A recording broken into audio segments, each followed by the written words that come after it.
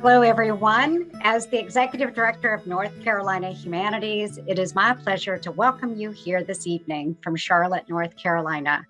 I'm Sherry Paula Watkins and welcome you to this virtual book event. With many other choices to spend your time, I thank you for choosing this event and for joining us at the fourth virtual event in a series for North Carolina Reads, our statewide book club for 2022.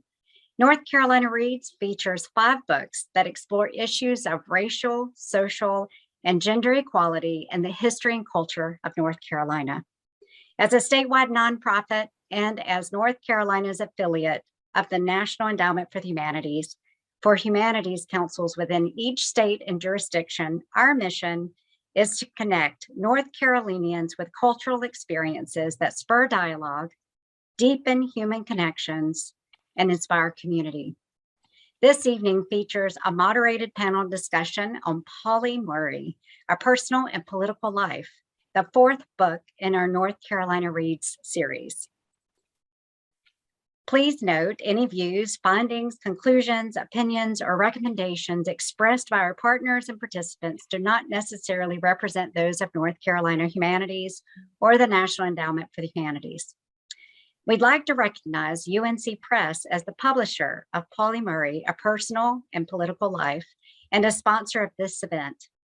It is my pleasure now to introduce Porter Durham, a friend and former trustee of both North Carolina Humanities and a friend of UNC Press for remarks. Porter is the managing partner of Global Endowment Management, a global investment management firm. He is currently chair of the Duke Law School Board of Visitors and serves as a trustee of the National Humanities Center, the Charlotte Center for Legal Advocacy, the Oxford American Literary Project, and Trinity Episcopal School. He is former trustee of Johnson C. Smith University. He graduated cum laude from Duke University and Duke University's School of Law. Porter? Sherry Paula, thank you so much for that lovely introduction. And thank you all for being with us this evening. I was asked to share a few remarks about UNC Press, which is quite close and dear to me. Before its founding in 1922, there was literally no secular publishing in the American South. It's sort of remarkable. Historian Daniel Joseph Singal has stated that UNC Press is the single most influential institution in launching the modernist thought in the South. So how do they do that? What does that mean? They publish books. In this 100th year, in fact, 120 new titles, or a new title every 3 days, will be published. As a university press, some of those books are scholarly works, of course, by the Academy for the Academy. As a public university press, some are general interest trade books for the people of North Carolina and the region. It will surprise no one who's familiar with the press's output that Mama Dip's Cookbook is the press's best-selling title in its 100-year history. And if you don't know about Mama Dip or her cookbook, I urge you to get it because it's terrific. Some are also crossover books in the sense that they have a foot in both the academic side and also those of regional interest. Tonight's featured book, Pauli Murray, A Personal and Political Life by Troy Saxby, is one such title. The North Carolina Humanities and the UNC Press both educate and entertain the people of North Carolina in very meaningful ways, and in ways that no other organizations can, or in some cases will do. Both also rely, though, quite heavily on the support of private individuals, like all of you attending this program this evening. I have been a longtime supporter of both organizations.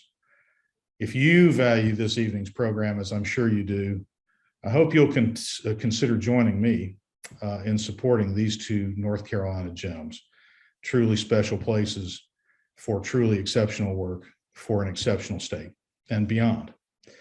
So with that, again, I welcome you all, and Sherry Paula, I'll turn it back over to you. Thank you so much, Porter, and thank you, UNC Press. I now turn it over to Melissa Giblin, North Carolina Humanities Center for the Book Director, to finish the introductions for tonight's event. Thank you, Melissa. Thank you, Sherry Paul, and thank you, Porter and UNC Press. It is our pleasure to welcome Rebecca Reyes, North Carolina Humanities Trustee, as this evening's moderator. Rebecca Reyes has lived in Durham for the last 35 years. In 1979, she was ordained as the first Hispanic woman in the Presbyterian Church, and in 1990 received an MSW from UNC Chapel Hill. Rebecca has been an active volunteer in the community, especially in healthcare, civic engagement, and spiritual formation. We would also like to welcome Troy Saxby and Barbara Lau as our panelists for this evening. Before we begin, we will briefly discuss a few housekeeping points for this evening's event and practice how to engage with us. Today's webinar is being recorded and will be available after the live session, as are the previous 3 NC Reads events if you would like to visit our website to enjoy those sessions. We'd love to hear from you during today's event. If you have a question, please send it through the Q&A tab. Closed caption is available by clicking the CC button at the bottom of your screen. We encourage you to share your experience on social media by tagging @NCHumanities. It is my pleasure to turn the event over to Rebecca to introduce our panelists. Good evening and welcome. I'm excited to be here with you. And I'll start off with the introductions of Troy, who, by the way, is in Australia and having his second cup of coffee, I'm sure, or tea, I'm sure. Troy Saxby is a historian with a special interest in life writing. He completed a PhD in history at the University of Newcastle, Australia, where he also worked as an academic and research officer on projects relating to equity and higher education access. His book, Pauli Murray, A Personal and Political Life, was published by the University of North Carolina Press and was a finalist for the 2020 Hooks National Book Award. Since completing Pauli Murray, Troy has started a new career in mental health social work and suicide prevention. Welcome, Troy. And Barbara. Barbara has done wonderful things with her work. Barbara Lau is a executive director of the Pauli Murray Center for History and Social Justice, a national historic landmark site in Durham, North Carolina that honors the legacy of activist, lawyer, poet, and priest, the Reverend Dr. Pauli Murray, 1910 to 1985. Barbara brings 40 years of experience as a folklorist, curator, professor, oral historian, media producer, and author of this work. Welcome to you too, and let's get on with our discussion. Hope everybody has a copy of their books because I know you're going to want to ask some questions. But let's start off with this one. Troy, what led you to the topic of Pauli Murray, and what is the importance of this book being framed in the context of both the personal and the political aspects of her life and work? And we'll start with you, Troy, and then go to Barbara. Thanks, Rebecca. For me, it was a kind of strange start. I was working in a pub in the UK, having a jolly old time, and my father got diagnosed with Alzheimer's disease, so I thought I'd come back home to my childhood home in regional Australia and look after him, and thought I'd do a PhD as something for myself to keep my mind ticking over. And when I thought about what topic I'd like to do, I thought about American history because that was the subject I'd loved as an undergraduate, particularly that period in the 1960s with all the protest movements. As a young lefty, I thought that was really cool. Particularly the Black Panther Party, I thought they were fabulous. And I'd done an honours project on the Black Panthers, and although they were fabulous in many ways, some of the male leaders had some really appalling attitudes towards women. So thinking about a PhD topic, I thought about Black feminists in that period in the late 60s, where the Black Power movement, on the surface at least, seemed like it was going in a very macho, masculinist direction. And there was also this second wave feminist movement that seemed, at least on the surface, very white and very wealthy. So And I'd kind of always had an interest in biography, and so I wanted to do something biographical. So I was just looking around for a Black feminist who was active and commenting on that period of time.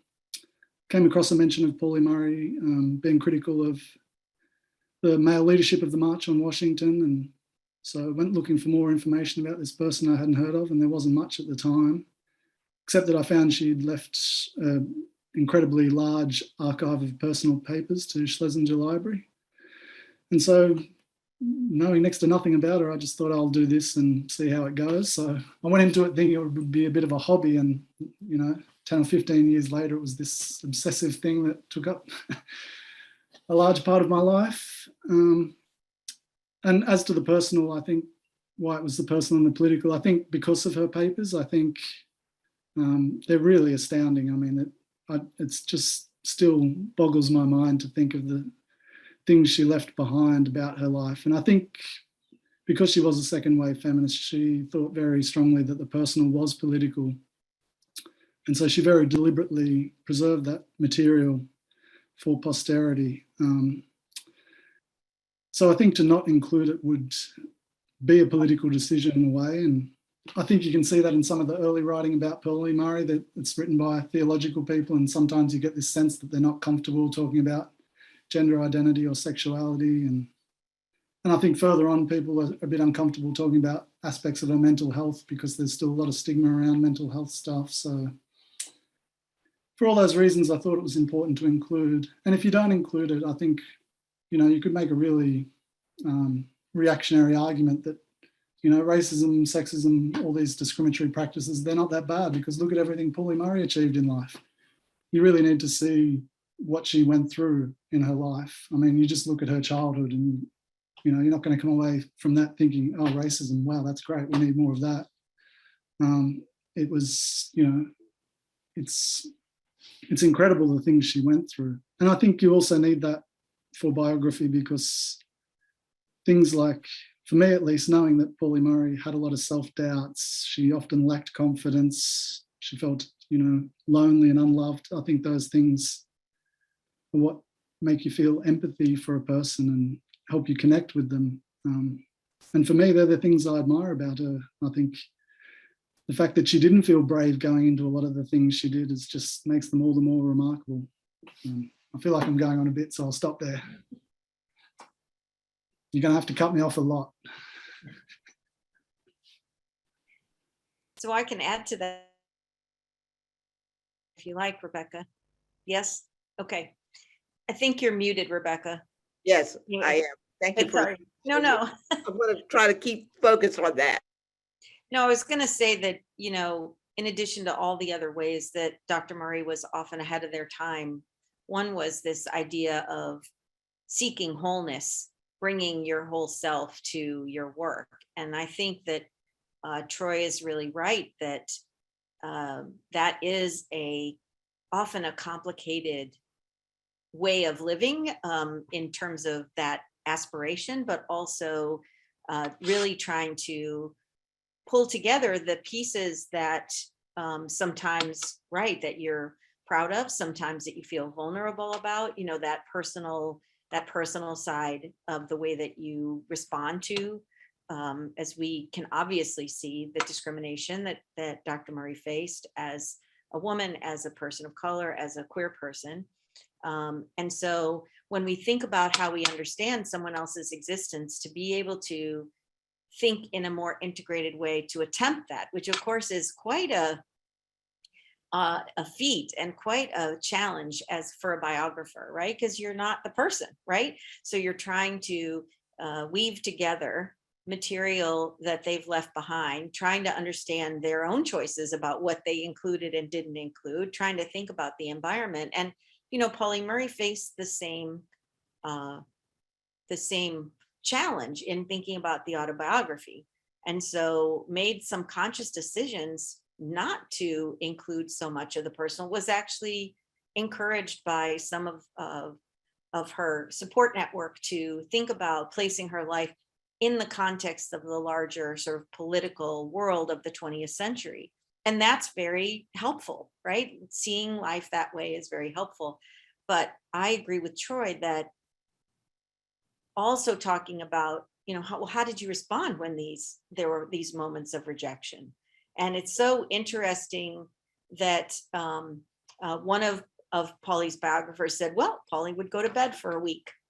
Like, there were strategies. So I think that by really trying to understand the wholeness and the largeness of Dr. Murray's life, we also gain by understanding the strategies that Polly Murray chose to employ to respond, react, recover from some of the things that were happening around them that were very difficult to manage. So, I applaud Troy for that kind of work, because I think it's the hardest kind of biography to write, in really trying to look at the nuance and the world as lived, and the lived environment around what you're trying to accomplish in your life, what Dr. Murray was trying to accomplish, which was nothing short, of course, of transforming the world. And both of you have alluded to the fact of these obstacles that were part of her life. And beginning with what you described, Troy, in your book very early on, when she goes to see her father's casket, right? I mean, that just kind of already shaped and formed, you alluded to that in your book, of how she was going to live her life, or what was happening. I want to ask, you all mentioned this gender identity and the whole race. What are some specific obstacles that you think Polly Murray confronted due to her race and gender? Can you give us just some specific examples? Yeah, well, there's lots to pick from. Murray said herself in that speech I mentioned, which was the first speech I read about, that she'd given, that African Americans are, whether they like it or not, or whether they choose it or not, born into a political struggle. And, you can see that from her earliest childhood. Segregation meant there wasn't enough food on the table. Patriarchy meant what food there was, the majority of it went to her grandfather. And that really just set the tone for her life.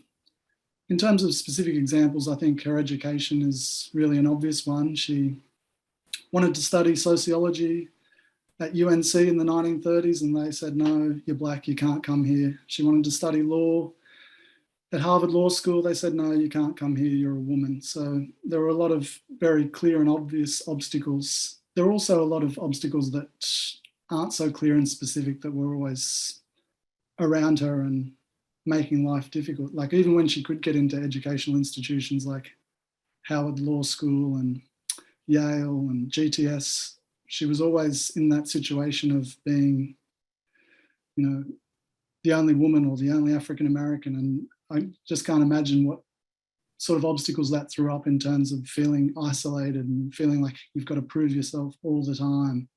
That just must have been incredibly exhausting. Another good example, I think, is when she was arrested for refusing to give up a bus seat. I think it's one of the most remarkable incidents imaginable. In the one hand, there's this very obvious obstacle that, you're black, you've got to sit in the absolute furthest back part of the bus, and she gets arrested for not complying with that. And she tries to challenge that, tries to get people on board and launch this legal case. And for a brief moment in the 1940s, it looked like she could have been Rosa Parks, 15 years before Rosa Parks was Rosa Parks. That doesn't make any sense, but anyway. But it all fell over and she was left wondering why. Is it because, I was passing as a man? Is it because I was with my same-sex partner? Is it because I was politically radical? Is it just the legal technicalities? So I think that those obstacles were always there and always in her mind, whether they were genuine or not. And I can't imagine what a kind of pressure that would be to live with. And again, I'm starting to ramble, so I'll stop talking.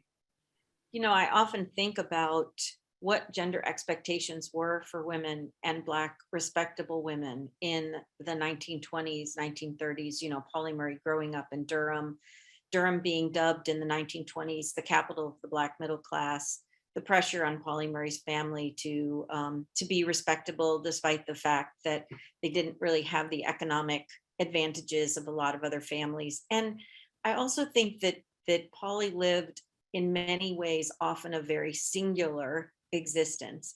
Polly is the child in the home of adults, as Troy was mentioning. Polly is the woman in the sea of men, or the one person of color in the sea of white faces.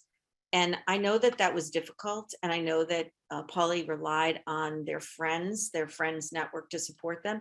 But I also think that learning that they could thrive and survive in those environments also then fuels the capability of saying, yes, if I choose this route, if I choose to be the only woman in the law school class, like I know, the evidence for me is that I can do this, right? I've lived through this, even though that experience was gained through a lot of trauma and pain and difficulty of, but not even feeling like a part of her own family, feeling estranged from her brothers and sisters, the whole Murray side of the family, being part of what were in Durham were called the poor Fitzgeralds, compared to Polly's great uncle, who was very wealthy and had, like, I think it was either 10 or 12 children. So just a very different experience.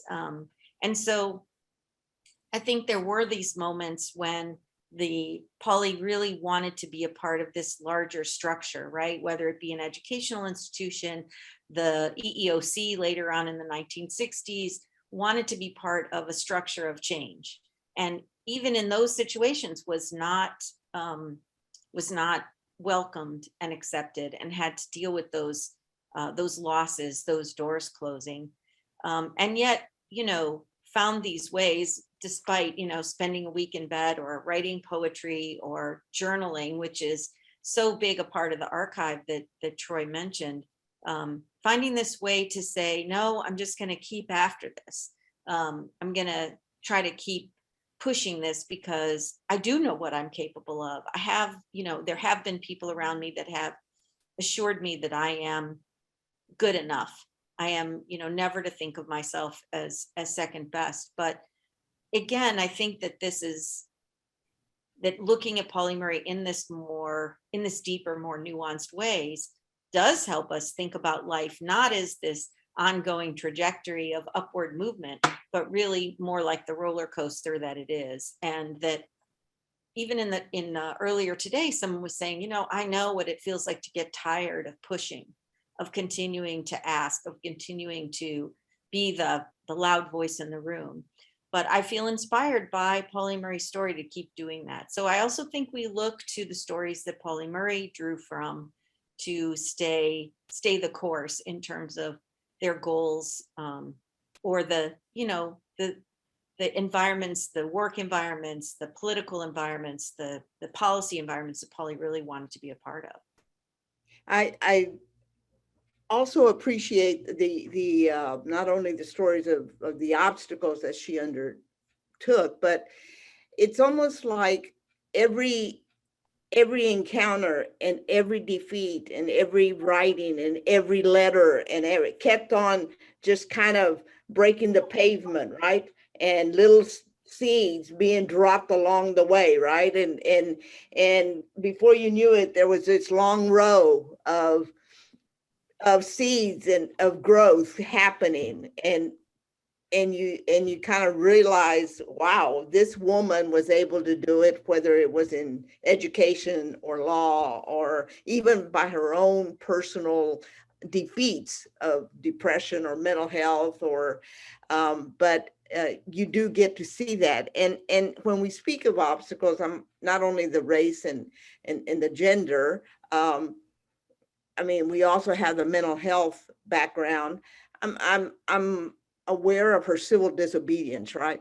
And how that happened. And she chose to engage herself in this active civil disobedience. Can you both speak a little bit about that and how that either brought her more attention or it perhaps scarred her? So it's funny when you think of civil disobedience, right? There's, like Troy mentioned, the arrest in Petersburg, Virginia, where Polly Murray employs some Gandhian techniques that had until that point, not really been used in that kind of context. But when you say that, when I think about this concept of disobedience, that's a very powerful idea for Pauli Murray, disobeying the rules, disobeying the categorization, refusing to conform to. So when Pauli Murray chooses to seek mental health care around gender identity issues, and the psychiatrist says, well, you'd just be much happier if you would just conform to the expectations of femininity.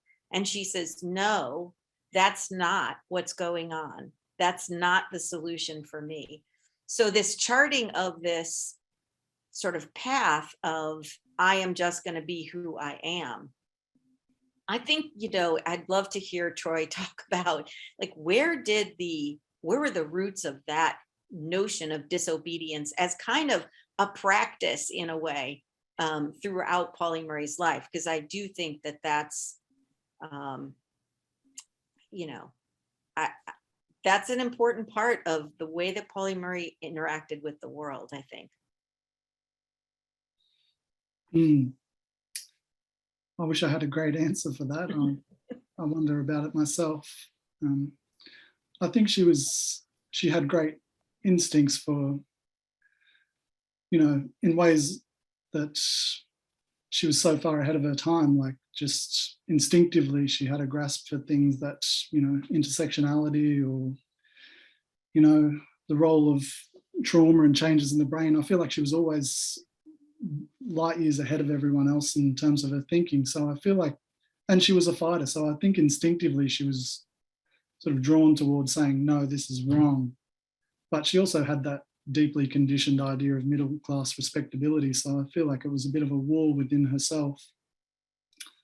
And that's where that Gandhian Indian independence movement was so vital to her. She just really latched onto that as a way to channel that anger, that fury at injustice into something constructive that was a way of saying, hey, this is wrong, but also maintaining absolute dignity and respectability. So she was unquestioned in that regard.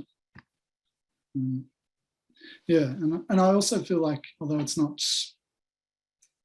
I feel like in a way we've sort of, or I sort of didn't appreciate how many people were doing this at the time. In a way, we know about Pauli Murray because of her papers. But yeah, when she was arrested on that bus and the judge was like, this is, not the worst case of this kind I've seen, that sort of makes you stop and think that, every week there was an African-American getting arrested for refusing to comply with these rules. There was a real understandable and admirable sense of this can't go on, we've got to resist. But Pauli Murray just, I think, was particularly remarkable in the way she was ahead of the trends, and the way Barbara mentioned how she could just regroup after defeats and go again in a way that she was never permanently put off going back into battle for what she believed in. I also, in hearing both of you, listening to both of you, civil disobedience, I perceive in reading your book, it was not so much a negative, right? It was civil disobedience for a form of a solution. And in her civil disobedience, she got clarity, or there was some discernment that came about, which brought about ways to then create a solution, whether it was through papers or letters or conversations. I mean, I'm thinking of now, right? Her participation with that, and even calling that in terms of saying what can happen, or the Black theology, when she said, Black theology, do we really want to go there? Could we be more inclusive, right? And so she was always trying inclusivity.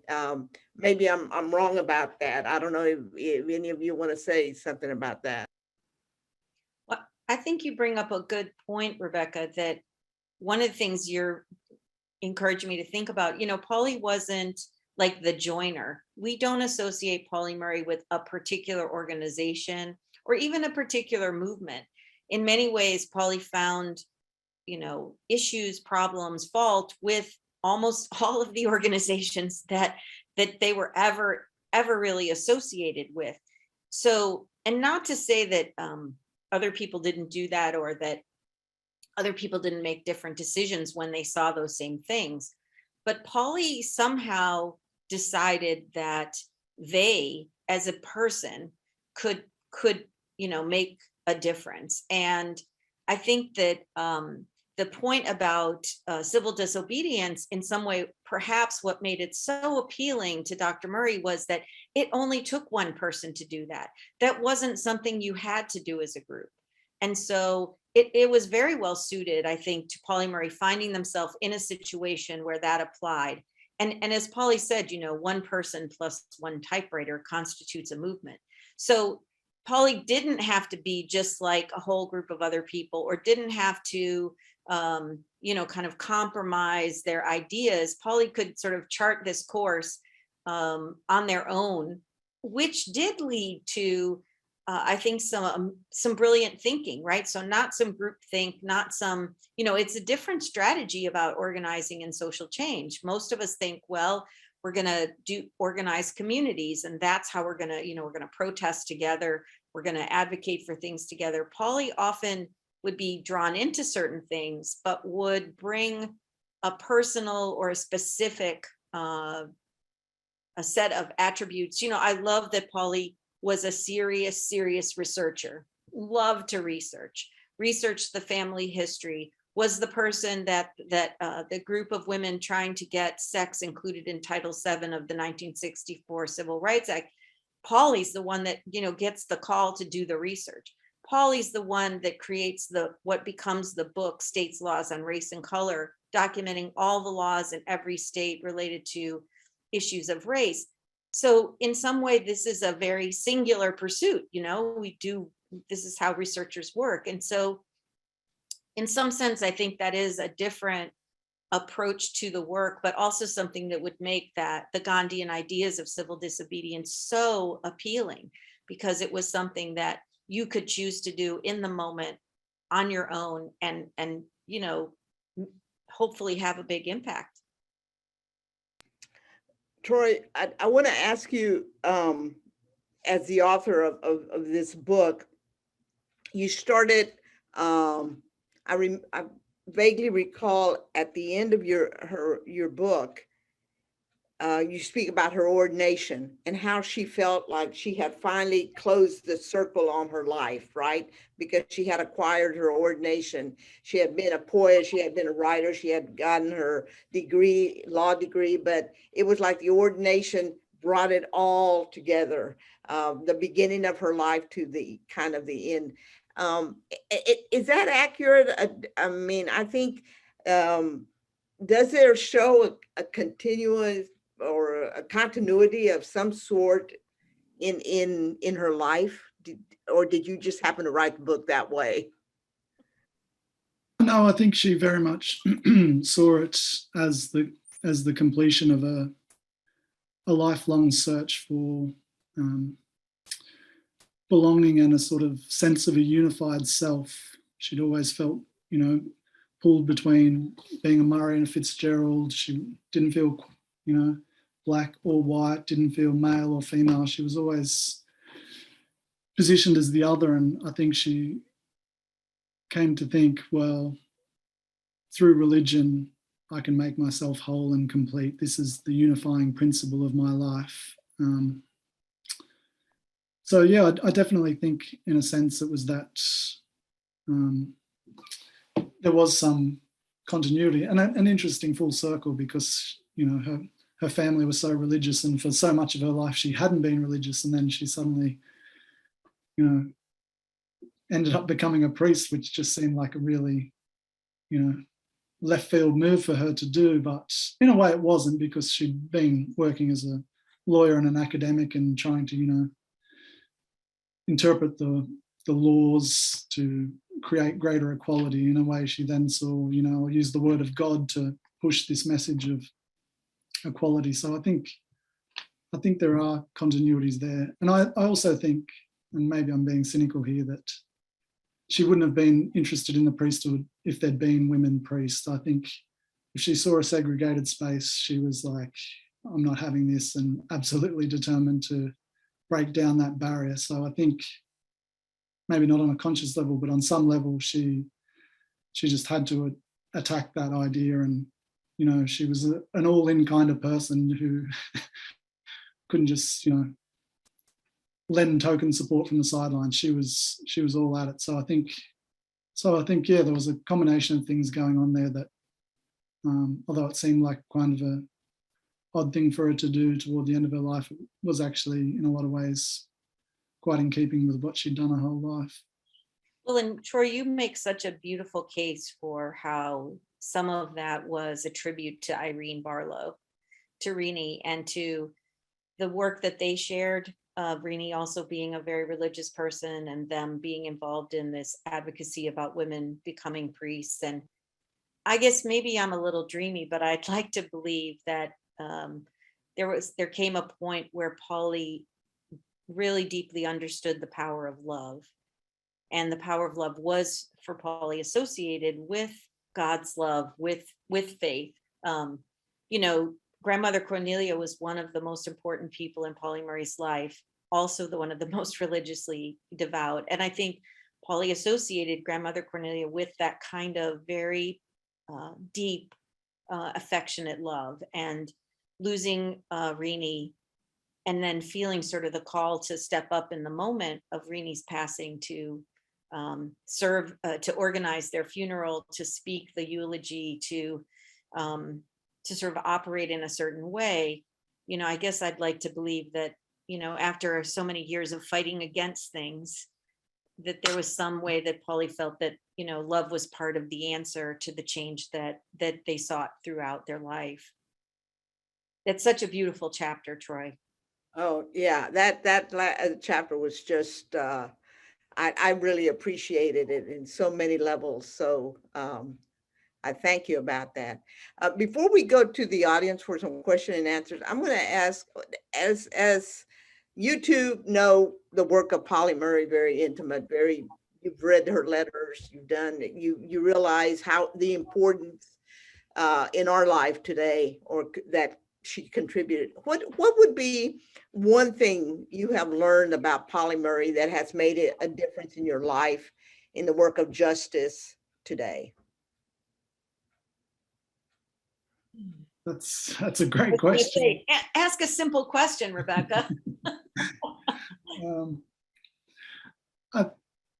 One of the things that really struck me writing it was the reason I was drawn to write it was all these things that I thought were amazing achievements, and the reason she celebrated so much today, all these trailblazing things about, you know, the sort of, you know, refusing to give up a bus seat, trying to integrate UNC, organizing lunch counter sit-ins, all these things that are so remarkable and deserve so much praise. Like, at the time of those events, she often felt crushed and defeated and betrayed by people. And she's just like, you know, to hell with everything. I'm going to go and walk a dog in the forest and not have anything more to do with anything.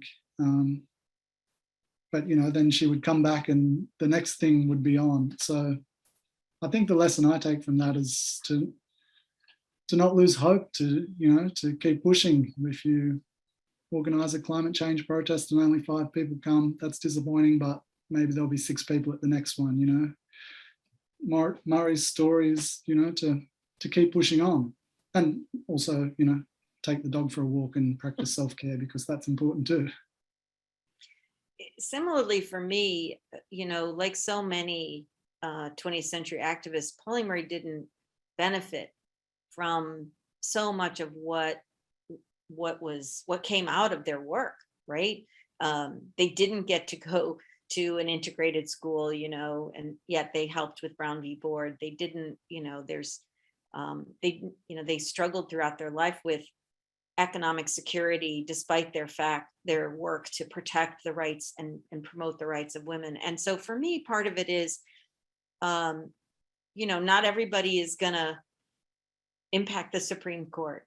But that doesn't mean that the thing, as Troy's saying, that the thing we are doing today can't have ripples into the future. And even if we don't see the outcome of it right away, we shouldn't give up.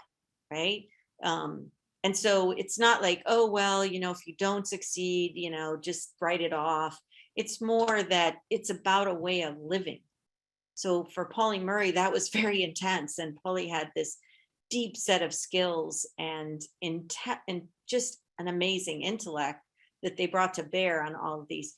I'm not that person. I'm not the deep researcher. I'm not right, but I'm going to do my part to try to make that world that Pauli envisioned, which is a world in which a Pauli Murray could really, truly, fully, wholly show up, be given the platform. And so in whatever small way I can do that, I feel inspired by Pauli Murray to get up every day and try. Yeah. Well, thank you both. This has been fabulous. I'm going to go and ask Caitlin and Melissa if there are any particular questions that the audience has. Yeah, thanks, Rebecca. And yes, we do have a couple questions in the Q&A, and this is just a reminder, if you guys also have questions for our panelists, you can submit those through that Q&A box at the bottom of your screen. So our first question is, I'm finding it difficult to wrap my head around the amount of trauma that Murray experienced as a child. Do you have any insight as to what gave them resilience to overcome, deal with, wade through this trauma? I often talk to students about belonging and othering, and I'm grappling with what Murray might say about these in light of her trauma. Well, I think belonging was a huge, huge motivator in Pauli Murray's life, and that so many of us can look back to childhood and say, it was this that's made me seek this for the rest of my life. And so I do think that Pauli Murray sought that sense of belonging. And to the trauma, I would suggest that there were these people that loved Pauli Murray in different ways, right? Grandmother was the affectionate rock my baby. Aunt Pauline was, I'm going to love you no matter what. Aunt Sally was, let's sing, like, let's be joyous, right?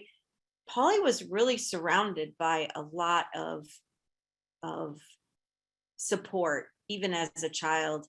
And so many of the people around Pauli also experienced loss, also experienced trauma. And so, I think Pauli was very lucky, despite losing their parents, to have these adults that loved them deeply.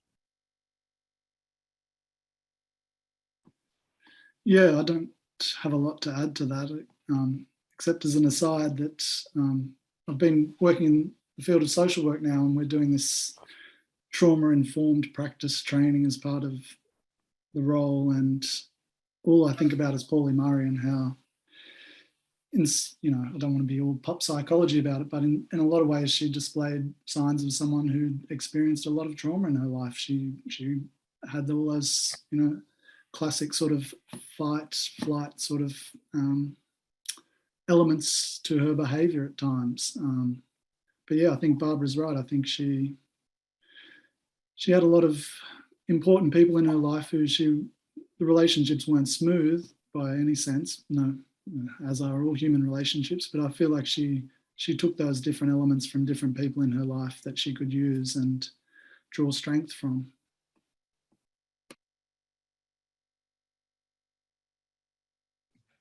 Next question. Okay. This is from Lindsay. I learned that Pauli Murray split from the National Organization for Women, which she created alongside Betty Friedan. Do you know the reason for this? Was it because it was not inclusive of all women, like Black women such as herself?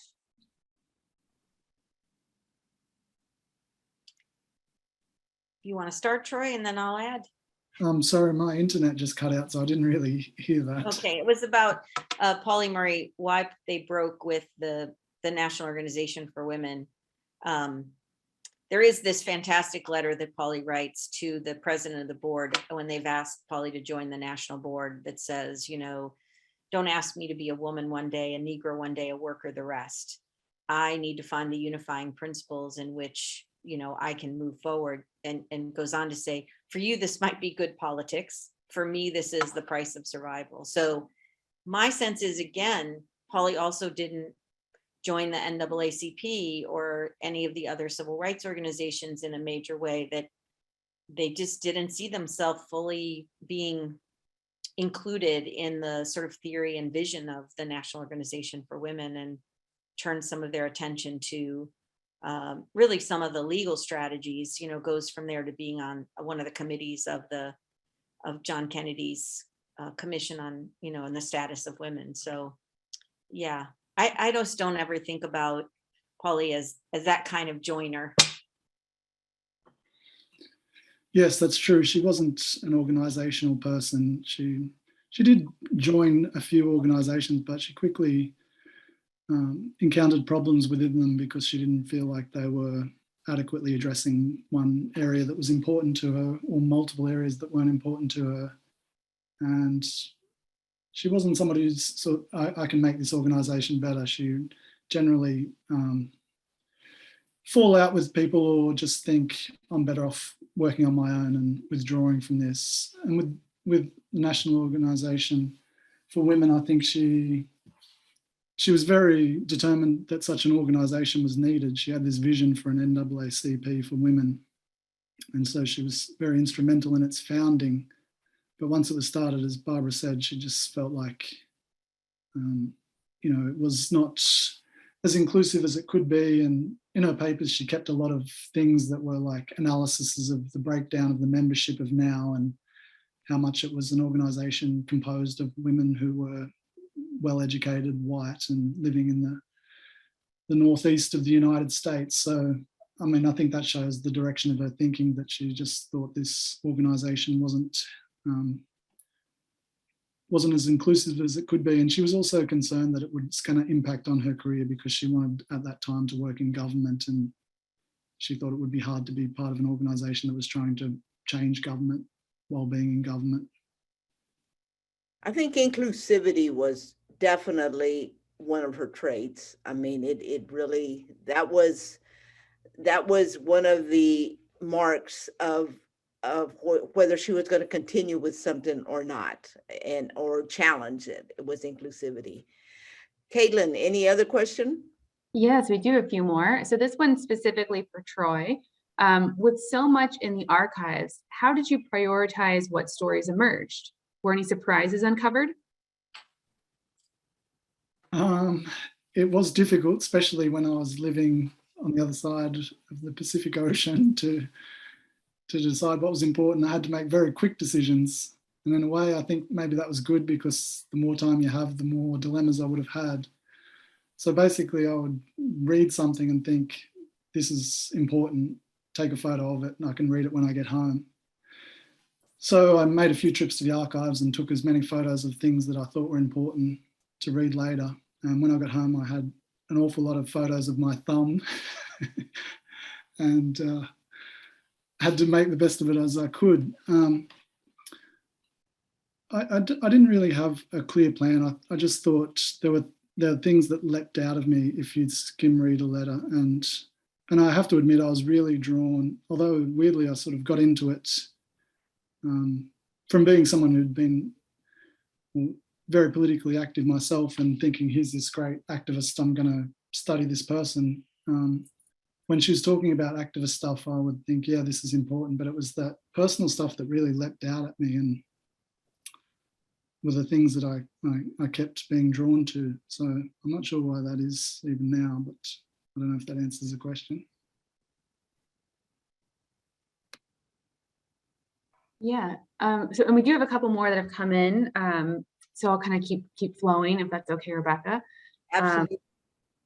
Okay. So our next question is from Jennifer, and she said she was struck by the irony of reading Polly's life compared to current events today. Do either of you guys have thoughts on how Polly would think about where we are on issues today, when for the ones that were most important to her? Well, I think Polly Murray would be appalled that it's taken till 2022 to pass an anti-lynching bill in the United States. That was an issue that was important to Polly when they were alive, and the fact that we just passed that in Congress, and that we have not passed the ERA. I think those would be disconcerting actually to Polly to think about all the work that has been done and how progress is so slow. But I actually think that Polly would be really on board with the movement to create the opportunities, support, and protection of LGBTQ people today, and continue in this effort to find the ways to bridge communities, to bridge movements, and we still, even in the sort of more liberal or radical left, there's still a lot of division amongst people who seem to be fighting for the same thing, and I think that would be something Polly Murray would be working on. Yeah, I think it's one of the great sort of questions that pops up in my mind is if Murray had lived longer, where she would have gone in terms of thinking about sexuality and gender identity. Her sexuality was something she was just very conditioned to thinking she had to keep private. And even when a movement started to emerge in the late 60s and 70s, she couldn't really embrace it. And I feel like it's understandable, but it's also a great tragedy. But I feel like if she'd lived longer, what might have happened. And also with, Me Too and Black Lives Matter, I think it would be so interesting to know what she would think about those things, because she would have an interesting take on it that wouldn't be just a straightforward, yes, it's good that these matters are, subject to these large activist campaigns, because she was so nuanced in her thinking. So I don't have any good answers as to how she would react to things today, but I think it's a source of endless speculation and wonder, and sort of thing that keeps me up at night. But I do think, with her coining Jane Crow, she would be happy that there was at least this live conversation about intersectionality, even though, we haven't figured that out, or how do we actually do organizing or political work that way. The fact that had gained some traction, I think would be, Polly would be smiling about.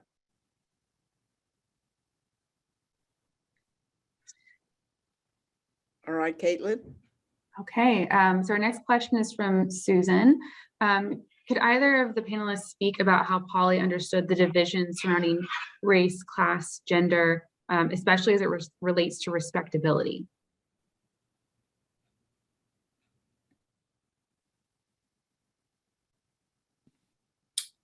I think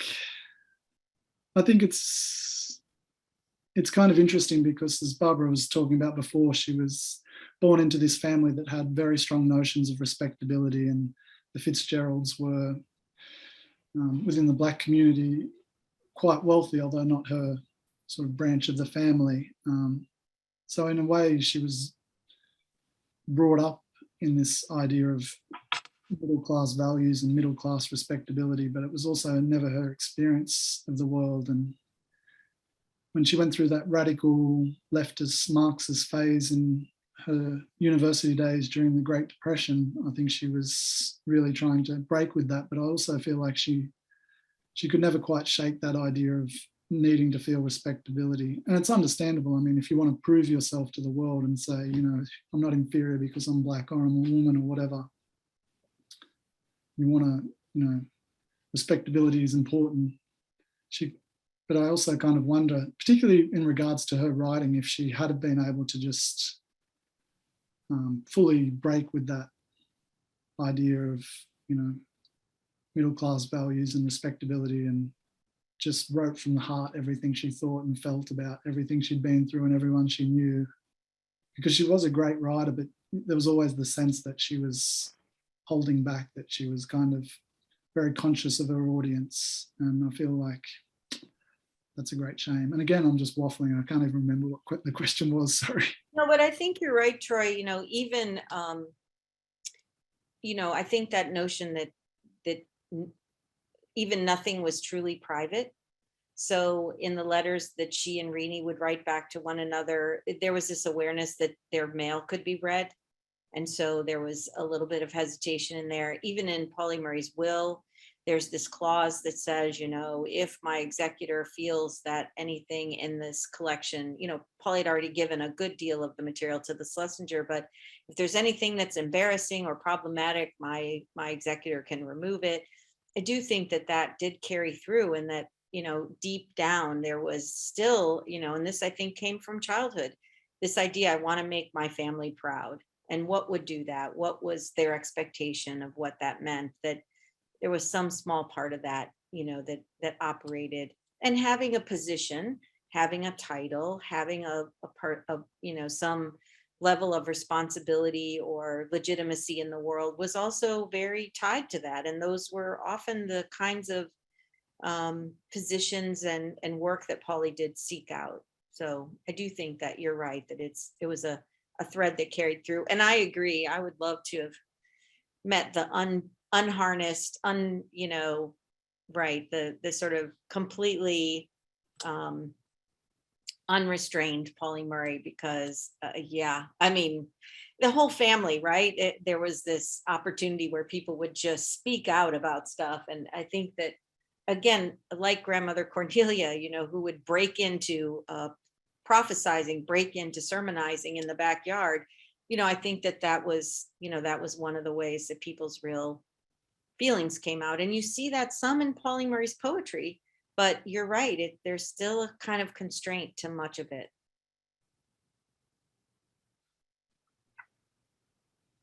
We have a couple of more minutes. Caitlin, any more questions? Yeah, this is the last question that we have in the Q&A. So if anyone else has any burning questions for our panelists, go ahead and pop those in now. We'll see if we can get to them before the end of our time today. So our question is from Coventry. Troy, at what point in your research did you read Proud Shoes? How did it affect your view of Polly? It was one of the first things I read because it was one of the first things I could get a hold of, along with her autobiography. And the first reading of it, I felt quite cold toward it. I didn't really sort of get it in a way, and I think that's just because of my own ignorance. And I think it wasn't until because it started as a thesis and I started with this interest in her activism, the first thing I wrote about was her in the 1960s, and then Murray in the 1930s when she was doing sort of, trailblazing a lot of the civil rights protests. And the last chapter I wrote was her childhood. So I didn't read it again until I came back to Murray's childhood, and I had a much greater appreciation for it. But this was a project she'd started and put down many times in her life. And when she'd started it in the late 1920s or early 1930s, and she started by saying, like, if this offends anyone in the family, too bad, this is how it is. And it's like, wow.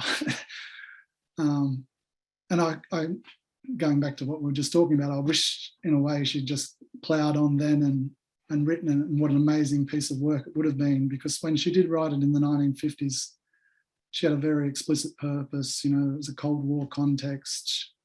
She'd been rejected by Cornell University because apparently, she was, a suspect citizen in a way. She wasn't a true American, and so she had that motivation to say, look what my family's been through, look at the service we've provided. And I also think, again, I don't want to compare myself to Murray, but I know it's hard to write when you don't have money, and that was her constant dilemma. And I think with Proud Shoes, I think that first few chapters are amazing, where she just sets that scene for, grandmother's going off ahead at the neighbours and grandfather's, marching down the stairs, and it's just so evocative. But then it's sort of, I don't know, the historian and lawyer in it seemed to take over a bit, and it's a bit more of a history. So my feeling toward Proud Shoes is that, well, I guess my feeling changes every time I read it. So, and I get something different out of it every time, which I guess is the mark of a great book. But yeah, again, I feel like there was, if things had panned out differently and she'd had more time and not felt so many external pressures and just wrote from the heart and wrote furiously what that book might have been. And that is all the questions, Rebecca, from the Q&A. Can I add something, Rebecca? Just quickly, you know, I have that same experience that Troy has of reading Proud Shoes more than once, but I have to say that in trying to work to restore Polly's childhood home that was built by those grandparents, that book is just invaluable to us. The descriptions of the spaces, you know, we don't have artifacts from the original house, and that's not really what we want to do specifically, but just the descriptions of the plants and what happened at different places and how the place changed over time. It's just an invaluable and beautifully written book. Thank you both. I just have loved having a conversation with you two, and thank you again for the book, Troy. It's just it was a gift, and I thank you for it. Thank you for having me. It's been a great honor, and I'm sorry the book was so long, but that's Paulie Murray's fault, not mine. Yeah. Complicated life. Before we conclude for the evening, I'd like to give the panelists an opportunity to share any upcoming projects that they might be working on, or tell us a little bit about, you know, the work, what's going on at the Pauli Murray Center, Barbara. So we'll start with you if you'd like to share what you're working on. Of course, we'd love to. So we're proud to say that the Pauli Murray Center will be celebrating its 10th anniversary as a nonprofit organization this June on the 18th. And we will be having a celebration at the Pauli Murray House at 906 Carroll Street from 10 a.m. to 2 p.m. Everyone is invited to join us. We're going to be having some, well, you get to meet the family through the work of the brilliant Aya Shabu. We're hoping to have a lot of interactive art activities. You can meet the archaeologists that have been researching the site and finding all sorts of interesting things that help us better understand the place. We're also going to be debuting a brand new Pauli Murray song and slide. So if you're a line dancer and you just want to have fun and celebrate Pauli Murray, it's the event for you as well. The following Saturday, June 25th, will be the Pauli Murray Pilgrimage, our first effort of a specifically walking tour of Durham that's self-guided, but is to some places that Pauli Murray found important in their life, and a chance to walk and reflect or pray or talk to people. And finally, one of the other big pieces of news I want to share is that our exhibit, Pauli Murray, Imp, Crusader, Dude, Priest, is going to be opening at the North Carolina Museum of History. I think it opens on May 28th, and it'll be there through November. There'll be upcoming programs. Check out our website, paulymurraycenter.com. Sign up for our email list. We'll send you more notifications of all those events and other opportunities coming up this summer. And thanks for putting it in the chat. Thank you so much for sharing all those great and unique programs and events that you all have coming up, Barbara, and congratulations on 10 years. Troy, do you have any upcoming projects or anything that you'd like to share? No, I'm done. Paulie Murray was my one and only foray into this. But I would encourage everyone, if you're in the great state of North Carolina or anywhere really, and you can get to see Paulie Murray's house, go and do that. I was a bit skeptical about biographers, you know, walking in the footsteps of people they write about. But when Barbara was kind enough to show me around Paulie's house, it was, yeah, I can't really describe how or why, but it was a really profound shift in my thinking about her and my feeling of connection to this story and wanting to tell it. So if you can, get amongst it. Thank you, Troy, for that endorsement. Thank you, Troy. So a special thank you to Barbara and Troy for their conversation and their insights this evening, and to Rebecca for moderating, and also to UNC Press as a sponsor of this event. After the conclusion of this event, those of you who registered with an email address will receive a brief survey to complete. We would greatly appreciate you completing this survey to hear your feedback on this program. Please visit our website at www.nchumanities.org to learn more about other upcoming events. In the North Carolina Read series, we have one final event in June, which will be in person in Charlotte. And please subscribe to our email newsletter to stay up to date with all NC Humanities news and programs. So thank you again, everybody, to all of our panelists, our moderator, our sponsors, and to the audience for your great questions. We've so thoroughly enjoyed learning so much about Polly Murray this evening. So thank you, everyone, and have a great evening. Mhm. Thank you.